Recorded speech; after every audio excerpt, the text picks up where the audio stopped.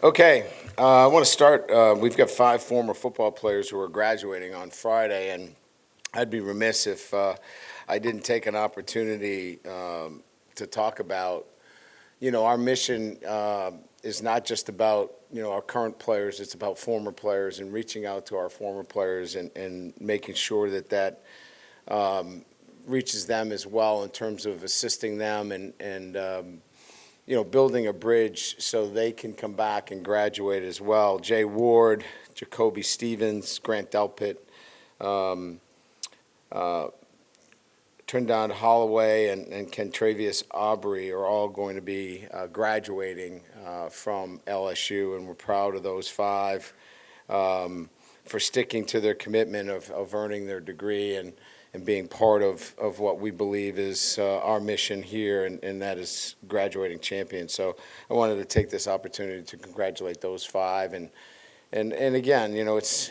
sometimes difficult. You get distracted. Your life takes a different turn, and, priorities then change. But great to see these guys stick with it and, again, earn their degree from LSU. So we're really proud of them. Practice today, obviously, we were challenging our football team with the elements. We went, past our original threshold of about an hour to about an hour and 15, 20 minutes outside. The elements are what they are. They're real.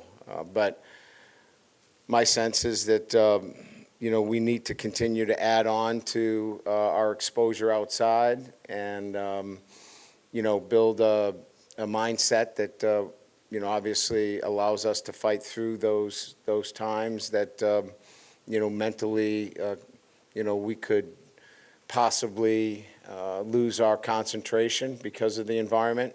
And I thought our guys did a pretty good job by and large.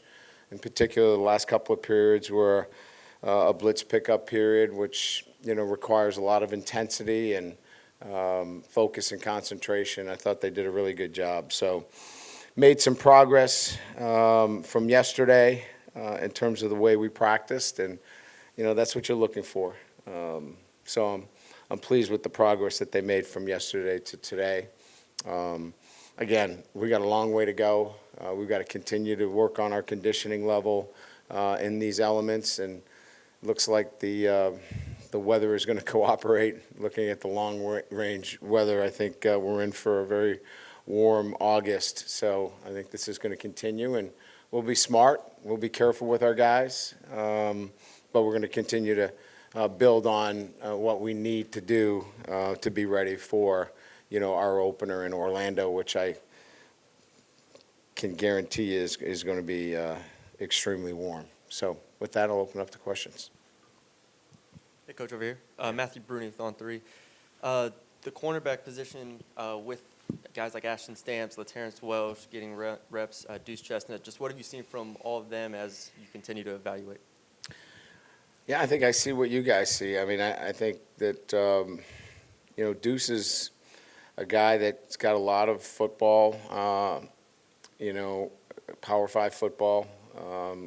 He's played a lot of winning football. He's competitive, smart. And so you're getting a veteran player there. Obviously, he had the surgery, so we didn't see a lot of him in the spring. But, the things that really stood out for us in our evaluation was that he was a smart player, savvy, short tackler, and was always around the ball. And that's starting to kind of show itself here early on in camp. And again, we're 5 days in, so I'm not ready to, make any kind of bold statements, but he's making progress. LT is, I think he's built on, his spring performance. His spring game was outstanding. He's had a great summer, and he continues to get better each and every day. Ashton's a true freshman who put on, a lot of weight. I think many of you remember us recruiting him. He was a bit, I would say, underweight at the position for us, and we were excited about his competitiveness and his athleticism, but we challenged him to get after it in the weight room, and he certainly did in the off season and then this summer, and he looks the part. He's doing a really good job as a true freshman. Hey, Coach, Michael Cobble, WBRZ. Jaden at Media Day said something which was interesting and it stood out. He wanted part of his legacy to be that of helping Nuss and Ricky as well. What kind of leadership are you seeing from that guy now that he's certainly comfortable, where he is? Well, I think he's always been that kind of guy. I don't think I've ever seen him as somebody that has been selfish or thought about himself first. And I would say that those two guys, Ricky and Nuss, have been the same way. So I think it doesn't surprise me that I didn't hear the interview, but that those comments came out of his mouth, because I've seen that from him since he's arrived here on campus. I think now that he's in much more of a vocal leadership position, I think he can articulate his thoughts and feelings a little bit more, because he is, in that starting role right now. So I don't know that he was feeling as though those were some of the things that he needed to be talking about last year. But I think he's just in a different role this year, and probably just being who he was last year, but just in a different role. Hey, Coach, Matt Moscona, ESPN Radio Baton Rouge. Can you give us an update on Jimmy Lindsey, and then also how John Jancic and Bob Diaco have done transitioning with basically a day's notice? Yeah, we've gotten great reports. Jimmy, I believe, is going to be released from the hospital either today or it's really soon. There's a long road of recovery ahead for him, and then there's other things that he's going to have to handle that are personal and private for the family that they're going to have to deal with. But very encouraging, just the fact that I'm able to talk about it in terms of leaving the hospital. So really happy for Jimmy, and certainly Lauren, his wife, who's been there by his side every day. So a good bit of news there that we were able to get yesterday. John's been with me. I recruited John. John played for me. He was a coordinator for me, winning a national championship, coaching the defensive line, coached with me at Central Michigan, Cincinnati. He's coordinated in the SEC. So you have an experienced coach who knows how to build relationships with players.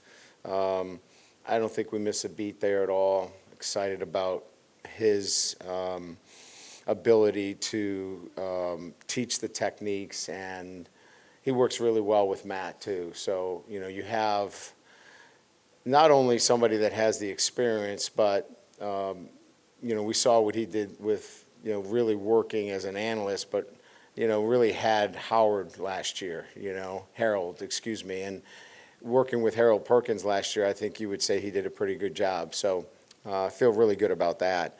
Bob Diaco, again, another guy that has been with me at a number of different stops, a great teacher, highly energetic. I know our special teams guys love coming to the meetings. He brings, like I said, a great passion to those teams, which I think we all know the game of special teams, sometimes you need that. And I know that we're going to be sound fundamentally, and those guys are going to enjoy playing for him. Hey, Coach Jacques Douce, WAFB-TV. What was the thought process in bringing Trey Bradford back? What do you expect out of him, and how can he help this team? Well, the thought process was just giving a man another chance, really. He had a long road. I mean, he had to get back into school on his own. We didn't help him. He had to do everything and do it on his own. And the way we left it with him was that, look, we're open to second chances here. But this one is on you. You've got to prove yourself. You've got to prove yourself to the university. And it's going to be up to the university to decide whether they want to re-enroll you. We're not going to make any calls. We're not writing any letters. And if you understand what the guidelines are and you're able to do that, and then you come here this summer and our strength coaches sign off on you that you've done everything to warrant an opportunity, then we'll invite you to camp. And both of those things happened. So he earned a second chance. Hey, Coach. Cookie Wright with the Advertiser. I was sort of curious with a guy like Mason Smith, how tough is it for a bigger defensive lineman like that to sort of regain that confidence in his knee after such a serious injury? Well, I think there is a process that goes along with that, but I think a lot of that took place in the summer. The players did a lot of player-led practices where, he was involved in drill work and he was doing those things. So I think he vetted a lot of that out through the summer. And so when he came into camp, there hasn't been hesitation on his part. It hasn't been feeling his way through it as much.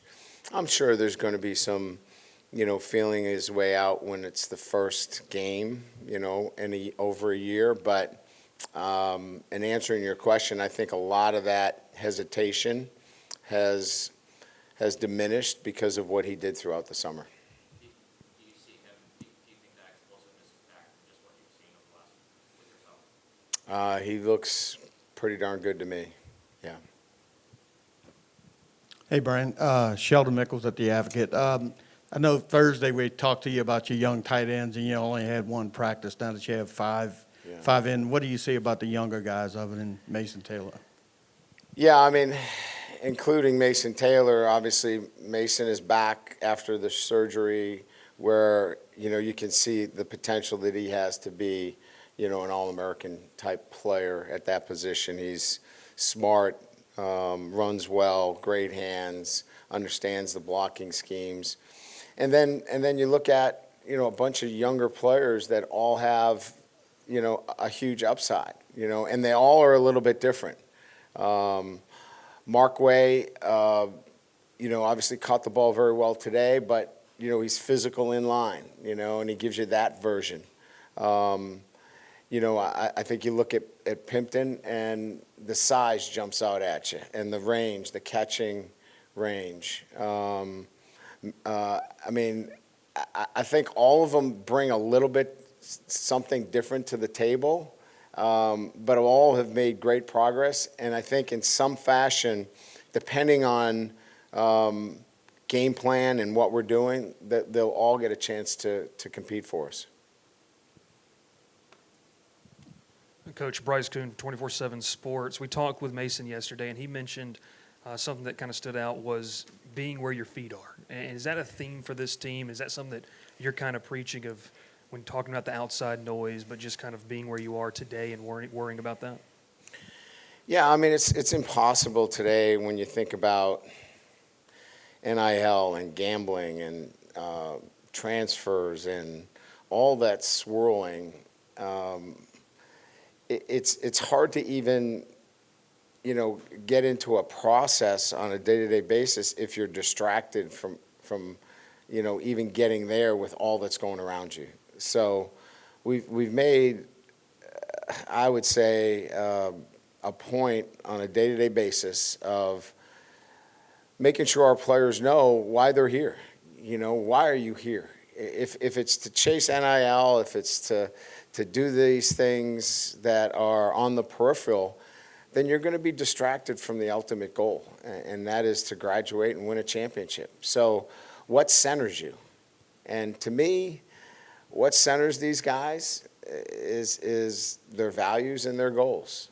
And if they truly have values and goals, then that will center them throughout these distractions. So I think what Mason was saying is be where your feet are, is that what's grounding to you, and for these guys, it's their family, it's their faith, it's certainly about, wanting to be the best version of themselves. Coach in the middle. We're going to talk to Mike Denbrock on Thursday. I was just curious, have you seen any changes in him now that you guys have been at this stop together? Anything rejuvenating to him or anything different to him in his approach? I think just on a day-to-day basis, his comfort level with, what we're doing on a, from an offensive perspective, I think, he clearly knows the direction that we want to take, and there's no hesitancy. He doesn't feel like he has to keep me happy or, hey, I'm doing this for you. He knows exactly what's expected, and he can go without having to look over his shoulder. And because of that, he's assertive, makes those decisions that are in the best interest of the offense, and whether it's personnel or other, and, it makes for a great working relationship. Hey, Brian, Glenn Wesco, 247. Just with the running back room as a whole, now that you guys have 5 practices in, wondering if you could speak to just the rotations there. I mean, it really seems like you guys are still getting a lot of guys, a lot of reps, and just also about Caleb Jackson in particular. What have you seen out of him? Well, he's big, he's physical, he's strong, but he's raw. And so a lot of the work with Caleb is ball security, low pads, the nuances of the game, which, when you have a physical, I don't want to use the word, but just a guy that has that kind of prowess at the position, those are good things to work on, right? We don't have to worry about some of the other things. So it's just the details with him, and that's a good thing. Trey's a little bit ahead in the sense that he had the spring, so he knows the playbook a little bit better. And then a collection of experienced backs that have, a different style. Each one of them has a little bit that they can offer. So, look, we got one football. That hasn't changed. So, we'll figure it out as it goes. But my guess is that, it always ends up coming back to the guys with the most experience end up kind of rising to the top and taking it over. Yeah, Brian, right here front row. Ron Higgins, the Shreveport Bossier Journal. After the incident yesterday on the practice field, you pulled Harold aside and talked to him for a while. What was your message to Harold about that incident? We were talking about his NIL. What I think he was trying to get a John Deere NIL, and I think the 2 linemen already have one. And he thought that was probably a good idea not to get one. Yeah. Everything that happens out there are teaching moments, I mean, every day. I mean, that's like so far behind me, yesterday, because they're 18 to 21-year-olds. And so this morning, there were so many teaching moments down here in this hallway, in this locker room, that I forgot about yesterday. So, you deal with what happens in front of you, and you try to bring everything back to, what your process is and what you're trying to develop in your program. And so, there'll be moments like that similarly in a couple of days that I'll have to deal with that maybe you won't see, But every day's in my life as a coach is a teaching experience, and so you better take your chance to teach while that happens. And so we made it a teaching moment. Coach Mike Scarborough at TigerBait.com. Your battle for punt return, how do you see that stacking up? What have you seen so far? Well, I mean, I like what I see back there. I mean, Aaron's pretty fluid, if that's the right word. I mean, it comes natural to him. I think yesterday, Jay was kicking with the wind, and maybe he probably could have got back on a couple of balls a little sooner, but he is really natural with the football. Kyle Parker, I think, looks really good back there too. Clayton has been really money for us, so I like where we are there. I feel a whole lot better than I did last year at this time. So I feel really good about that and where we're going to go. And you know, I don't want to get out too far, but I believe it's going to be a positive weapon for us, and hope to see that come to fruition.